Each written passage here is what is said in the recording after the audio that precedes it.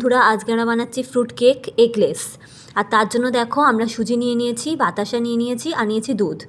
আমরা সুজি মোটামুটি হাফ বাটি মতো নিয়েছি, আর বাতাসা আর দুধ দিয়ে আমরা এগুলো এবার মিক্স করে নেব। মিক্স করে নিয়ে আমরা এটা খানিকক্ষণ ভিজতে রাখবো, মোটামুটি 30 মিনিট মতো আমরা এগুলোকে ভিজতে দেবো। দেখুন আমরা এটাকে ভালো করে গুলে নিচ্ছি। এটা যে বাতাসাগুলো আমাদের গুলে গেছে এই মিক্সটার মধ্যে। এবার আমরা এটাকে ভালো করে গুলে নিচ্ছি। এবার আমরা এতে দিয়ে দিচ্ছি গুঁড়ো দুধ, হাফ মাটির মতো গুঁড়ো দুধ আমরা দিয়ে দিচ্ছি। আর এরপর আমরা দিয়ে দেবো সাদা তেল, কিছুটা সাদা তেল দিয়ে আমরা এগুলো ভালো করে গুলে নেব।